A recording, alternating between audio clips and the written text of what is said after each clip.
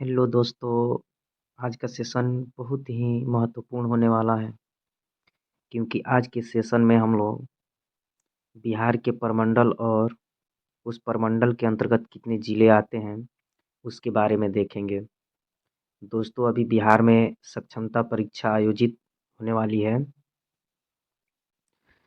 उसके लिए यह रामबाण है। दोस्तों, अगर आप लोगों ने मेरे चैनल को सब्सक्राइब नहीं किया है तो मेरे चैनल को सब्सक्राइब कर लें और वीडियो को ज़्यादा से ज़्यादा शेयर करें ताकि मैं आगे इसी तरह का वीडियो बनाते रहूँ आप लोग के लिए। यहाँ पे देखेंगे दोस्तों, प्रमंडल और जिलों की संख्या। यहाँ पे सारण जो है, सारण के अंतर्गत 3 जिले आते हैं। सारण, सिवान, गोपालगंज। सारण, सिवान और गोपालगंज। इसके बाद से तिरहुत। तिरहुत प्रमंडल के अंतर्गत 6 जिले आते हैं। दोस्तों, पहले मैं इसी तरह से इसको बता देता हूँ, उसके बाद से मैं बताऊँगा कि कैसे आप लोग इसको याद कर पाइएगा, हमेशा आप भूल नहीं पाइएगा इसको। यहाँ पे तिरहुत प्रमंडल के अंतर्गत 6 जिले हैं, जिसमें पश्चिमी चंपारण, पूर्वी चंपारण, मुजफ्फरपुर, वैशाली, सीतामढ़ी और शिवहर है। इसके बाद से देखेंगे दरभंगा प्रमंडल के अंतर्गत मधुबनी, दरभंगा, समस्तीपुर जिला है। इसके बाद कोसी, यानी कोसी प्रमंडल के अंतर्गत 3 जिला, सहरसा, सुपौल, मधेपुरा। यानी हम लोग याद रखेंगे कि कोसी प्रमंडल के अंतर्गत कितने जिले, तो सहरसा, सुपौल, मधेपुरा। और पूर्णिया प्रमंडल के अंतर्गत अगर पूछा जाता है तो 4 जिला यहाँ पे आएगा, अररिया, किशनगंज, पूर्णिया, कटिहार। यानी पूर्णिया के अंतर्गत 4 जिले, अररिया, किशनगंज, पूर्णिया, कटिहार। फिर यहाँ देखेंगे दोस्तों, पटना के अंतर्गत 6 जिले हैं, पटना, नालंदा, भोजपुर, बक्सर, कैमूर, रोहतास। और मगध प्रमंडल के अंतर्गत 5 जिले, गया, औरंगाबाद, नवादा, जहानाबाद, अरवल। इसके बाद से मुंगेर के अंतर्गत देखेंगे 6 जिले, मुंगेर, जमुई, लखीसराय, शेखपुरा, बेगूसराय, खगड़िया। इसके बाद से देखेंगे भागलपुर के अंतर्गत 2 जिला, भागलपुर और बांका। यहाँ पे देखेंगे भागलपुर के अंतर्गत जो 2 जिला है, भागलपुर और बांका है। अब इसको याद करने का सबसे आसान तरीका है दोस्तों, यानी सारण, दरभंगा और कोसी। इसको एक जगह लिखेंगे क्योंकि इसके अंतर्गत 3 जिला है। और इसके बाद तिरहुत और पटना, इसके अंतर्गत 6-6 जिला है, इसको एक जगह लिखेंगे। और मुंगेर को भी एक जगह लिख लेंगे। और इसको याद करने का सबसे बढ़िया तरीका है, हमने इसका ट्रिक भी बताया हुआ था। यहाँ पे सारण का 3, कोसी का 3 और दरभंगा का 3। और वहीं पूछा जाएगा कि मुंगेर, पटना और तिरहुत, तो ये इसका 6 और मगध का 5, पूर्णिया का 4 और बाकी भागलपुर का 2 होता है। दोस्तों, आप लोग मैप के माध्यम से भी देख सकते हैं, यहाँ पे बिहार के प्रमंडल एवं जिले यहाँ पे बताया गया है। इसके बाद से देखेंगे नेक्स्ट क्वेश्चन हम लोग दोस्तों, यहाँ पे प्राचीन बिहार का इतिहास के बारे में हम लोग देखेंगे। प्राचीन बिहार का इतिहास जो है कितने भागों में बटा हुआ था? एक पाषाण काल, वैदिक काल, महाजनपद काल, मौर्य एवं गुप्त वंश, बौद्ध एवं जैन धर्म। दोस्तों, तो चलिए हम लोग इसको देखते हैं।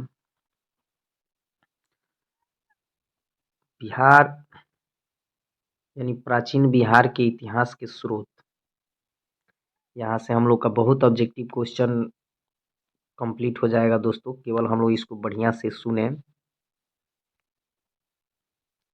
और वीडियो देखने से पहले वीडियो को स्किप नहीं करें, वीडियो को पूरा देखें क्योंकि यहाँ से क्वेश्चन बिल्कुल पूछे जाएंगे दोस्तों। प्राचीन बिहार के इतिहास को जानने के लिए दो प्रकार के स्रोतों का उपयोग किया गया, पुरातात्विक एवं साहित्यिक। यानी बिहार के इतिहास को जानने के लिए दो प्रकार के स्रोतों का उपयोग किया गया, पुरातात्विक एवं साहित्यिक। पुरातात्विक में क्या हुआ, क्योंकि यहाँ से क्वेश्चन बनता है दोस्तों। पूर्व ऐतिहासिक युग के लिए मुंगेर, चिरांद, सारण, चेचर, वैशाली और मनेर, पटना एवं सोनपुर, सारण से ताम्र वस्तुएं और मृदभांड प्राप्त हुए। मौर्यकालीन अभिलेख लौरिया, नंदनगढ़, लौरिया, अरेराज, रामपुरवा आदि स्थानों से प्राप्त हुए। यानी दोस्तों वहाँ पे पूछा जाता है ऑब्जेक्टिव क्वेश्चन में कि लौरिया या नंदनगढ़ जो है, जो अभिलेख उसका प्राप्त हुआ तो किस वंश से रिलेटेड है, तो मौर्य काल से या मौर्य वंश से है और मौर्यकालीन अभिलेख है। इसके बाद से देखेंगे कि बराबर की गुफाएं राजगीर, नालंदा, पाटलिपुत्र, विक्रमशिला से प्राप्त स्मारक। इन यानी पुरातात्विक जो स्रोत है वहाँ बाबर की गुफाएं राजगीर, नालंदा, पाटलिपुत्र एवं विक्रमशिला से भी प्राप्त जो स्मारक हैं उससे भी इसको रिलेट किया गया है। खुदाई से प्राप्त सिक्के, मनके एवं मूर्तियाँ आदि प्रमुख पुरातात्विक स्रोत हैं। यानी पुरातात्विक स्रोत में खुदाई से कुछ सिक्के प्राप्त हुए, मनके एवं मूर्तियाँ आदि प्राप्त हुई, जो पुरातात्विक स्रोत के उदाहरण हैं। इसके बाद से हम लोग आते हैं साहित्य स्रोत के बारे में। साहित्य स्रोत जो है रामायण, महाभारत, पुराण, बौद्ध रचनाएं, जिसमें अगंतुर निकाय, दीर्घ निकाय, विनय पिटक, जैन रचनाएं, भगवती सूत्र। दोस्तों यह बहुत ही महत्वपूर्ण क्वेश्चन है क्योंकि बीपीएससी में हमेशा क्वेश्चन पूछा जाता है कि जैन धर्म की जो रचनाएं हैं या जैन धर्म किस किसमें किससे रिलेट करता है, तो भगवती सूत्र उसमें दिया रहता है कि भगवती सूत्र। इसके बाद से देखेंगे इसके अतिरिक्त यात्रियों के विवरण जैसे मेगास्थनीज, इंडिका, हाइयान, इत्सिंग, वेनसांग की यात्रा वृत्तांत। अगर साहित्यिक स्रोत में हम लोग आते हैं तो मेगास्थनीज, फाहियान, इत्सिंग, वेनसांग की यात्रा वृत्तांत, क्योंकि उन्होंने अपने लेख में बिहार का जो प्राचीन इतिहास रहा उसका उन्होंने वर्णन किया।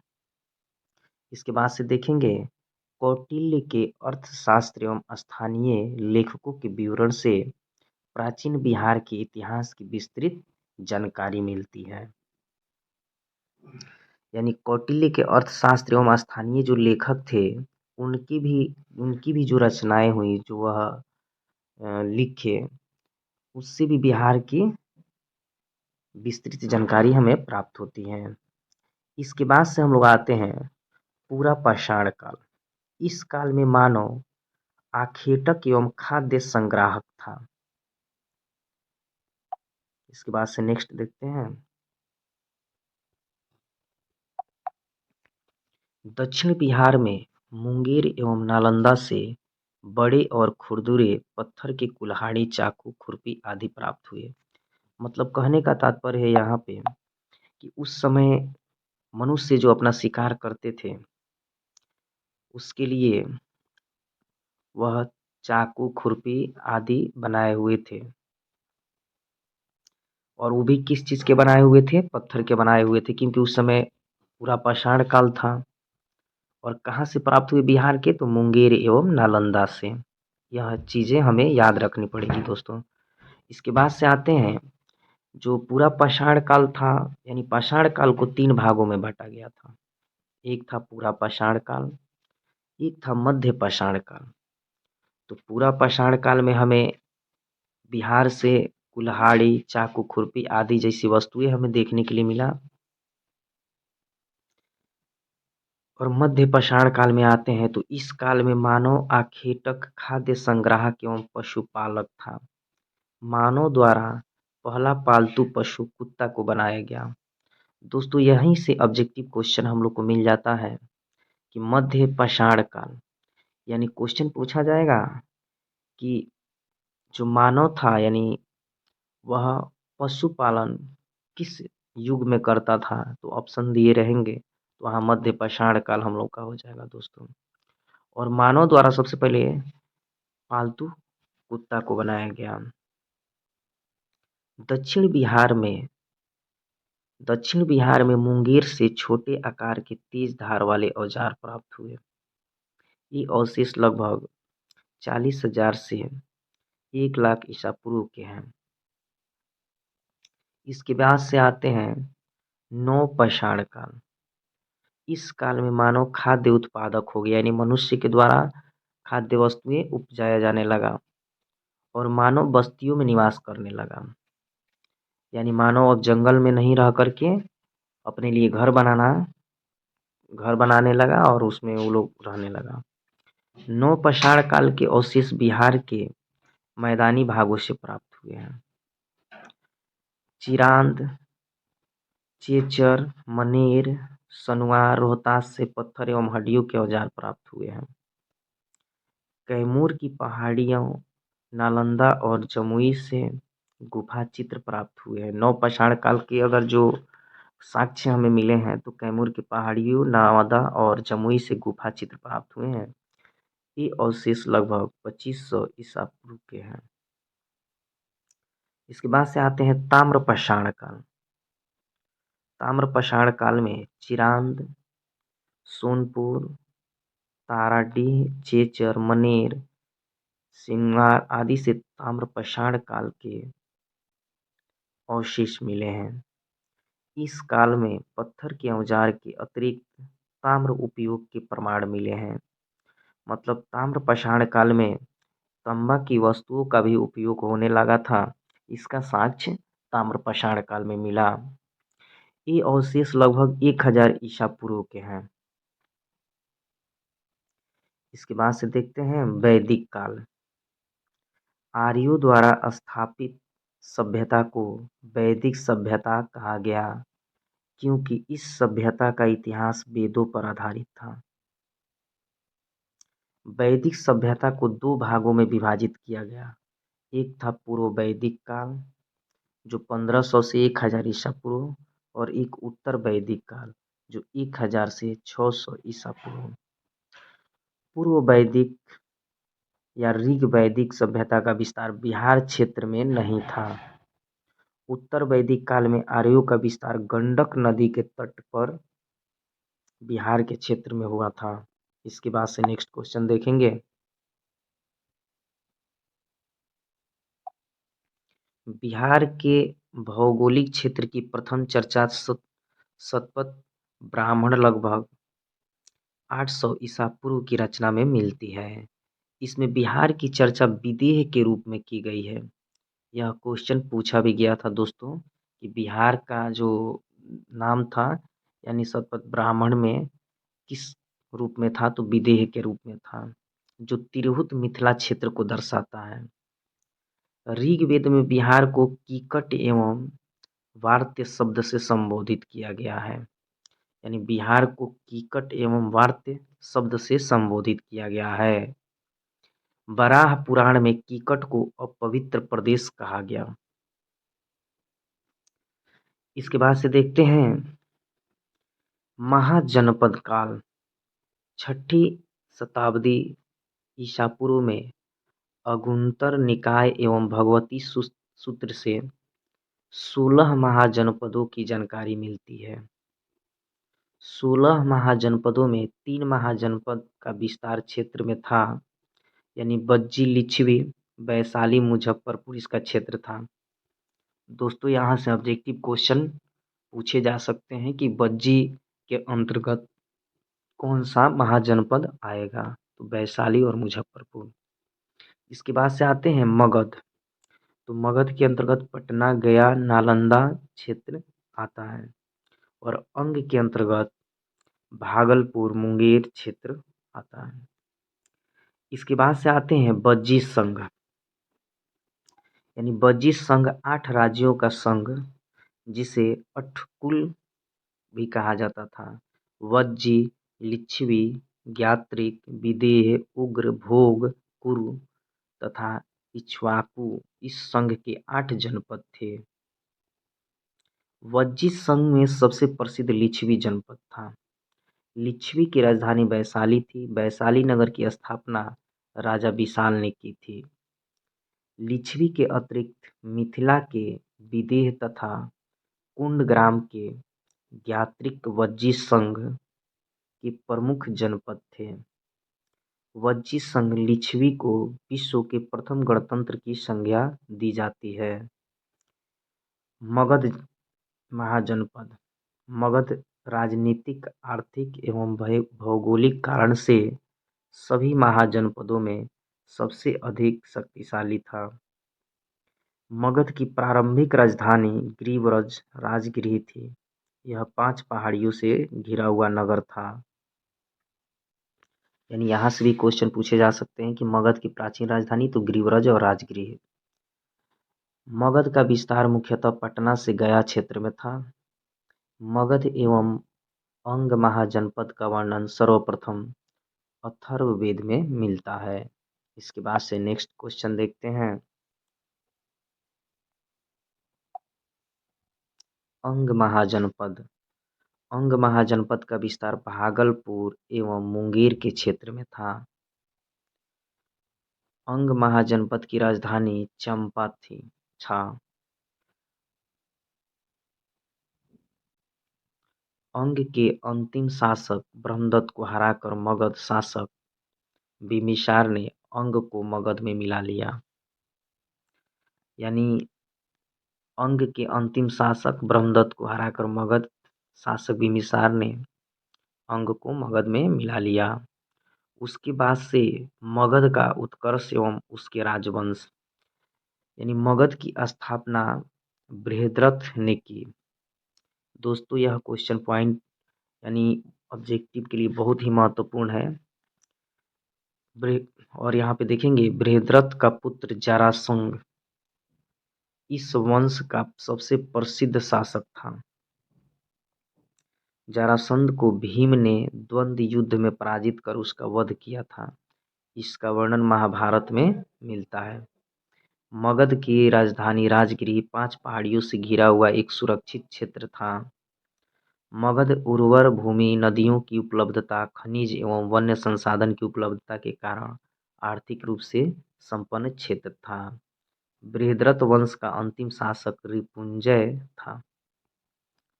इसके बाद से हर्यक वंश, यानी 544 से 412 ईसा पूर्व, इस वंश की स्थापना बिम्बिसार ने 544 ईस्वी पूर्व में की। बिम्बिसार को मगध का वास्तविक शासक माना जाता है। बिम्बिसार ने विवाह नीति द्वारा साम्राज्य विस्तार से प्रश्रय दिया। उसकी पहली पत्नी कौशल देवी कौशल की राजकुमारी थी। इस विवाह से उसे दहेज में काशी का क्षेत्र प्राप्त हुआ। उसकी दूसरी पत्नी चेलाना थी। चेलाना लिच्छवी के राजा चेटक की पुत्री थी। उसकी तीसरी पत्नी क्षेमा पंजाब के मर्द की राजकुमारी थी। बिम्बिसार ने अवंती के शासक चंड प्रघोत के साथ मैत्री संबंध बनाया। बिम्बिसार ने चंड प्रघोत के उपचार के लिए अपने राजवैद्य जीवक को भेजा। बिम्बिसार की हत्या 492 ईसा पूर्व में उसके पुत्र अजातशत्रु ने कर दी। इसके बाद से अजातशत्रु 492 से 460 ईसा पूर्व बिम्बिसार के बाद हर्यक वंश का शासक बना। उसका नाम कुणिक था। दोस्तों क्वेश्चन पूछा भी जाता है कि कुणिक उपनाम से किसे जाना जाता है, तो अजातशत्रु को जाना जाता है। बिंबिसार एवं कौशल देवी की मृत्यु के बाद कौशल के राजा प्रसेनजीत ने काशी वापस ले लिया, जिस कारण प्रसेनजीत का संघर्ष अजातशत्रु से हुआ। अंततः अजातशत्रु ने प्रसेनजीत को पराजित कर काशी पर अधिकार कर लिया।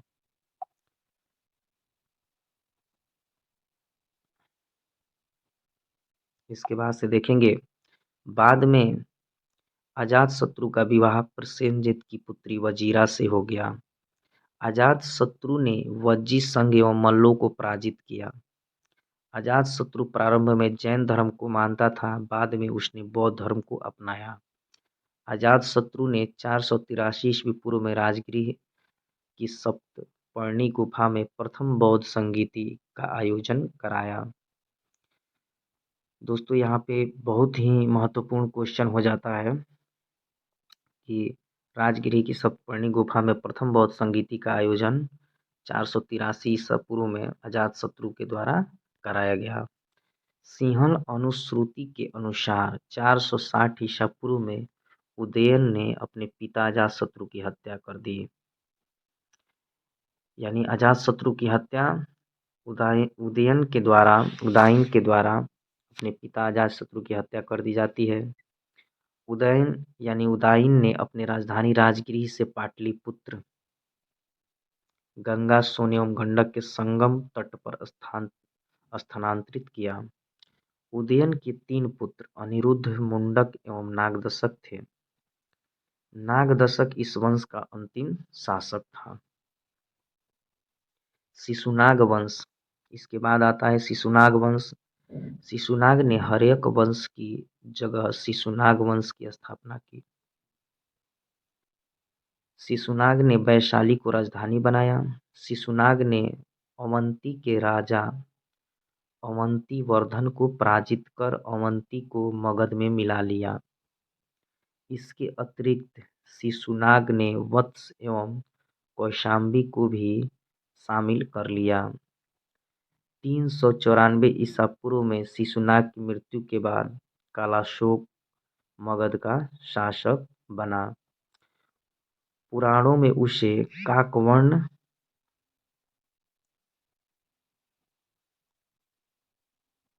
कहा गया है। कालाशोक के समय मगध की राजधानी पुनः पाटलिपुत्र हो गई। कालाशोक ने 383 ईसा पूर्व में वैशाली में द्वितीय बौद्ध संगीति का आयोजन कराया। कालाशोक की मृत्यु के बाद उसके 10 पुत्रों ने शासन चलाया। शिशुनाग का अंतिम शासक नंदीवर्मन था। इसके बाद से देखते हैं नंद वंश। महापद्मनंद ने 344 ईसा पूर्व में शिशुनाग वंश को समाप्त कर नंद वंश की स्थापना की। महापद्मनंद ने एक राट अथवा एक छत्र की उपाधि धारण की। पाली ग्रंथों में महापद्मनंद को उग्रसेन कहा गया है। पुराणों में उसे परशुराम का दूसरा अवतार बताया गया है। इसके बाद से नेक्स्ट देखेंगे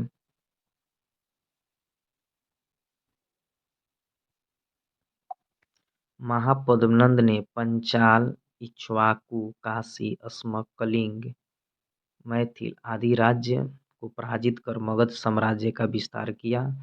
अब तक 321 ईसा पूर्व तक के काल में मगध का सर्वाधिक विस्तार महापद्मनंद के समय हुआ। व्याकरण के महान विद्वान पाणिनि महापद्मनंद के समकालीन थे। इस वंश का अंतिम शासक घनानंद हुआ। घनानंद के समय ही यूनानी शासक सिकंदर ने भारत पर आक्रमण किया। दोस्तों यह ऑब्जेक्टिव क्वेश्चन के लिए बहुत ही महत्वपूर्ण है कि घनानंद के समय ही सिकंदर का भारत पर आक्रमण हुआ 326 ईसा पूर्व में। नंद वंश आर्थिक एवं सैन्य रूप से काफी संपन्न था। मगध की सैन्य शक्ति के डर से ही सिकंदर की सेना ने व्यास नदी पार करने से इनकार कर दिया था। घनानंद ने अपने दरबार में विद्वान ब्राह्मण चाणक्य का अपमान किया था। चाणक्य ने चंद्रगुप्त मौर्य की सहायता से घनानंद की हत्या करवा दी। नंद वंश के पतन के बाद चंद्रगुप्त मौर्य के नेतृत्व में मौर्य वंश की स्थापना हुई। यहाँ पे देखेंगे दोस्तों, मौर्य वंश यानी 321 से 184 ईसा पूर्व, चंद्रगुप्त मौर्य 321 से 298 ईसा पूर्व। जस्टिन एवं स्ट्रैबो ने चंद्रगुप्त मौर्य को सेंड्रोकोटस कहा, जिसकी पुष्टि विलियम जोन्स ने भी की।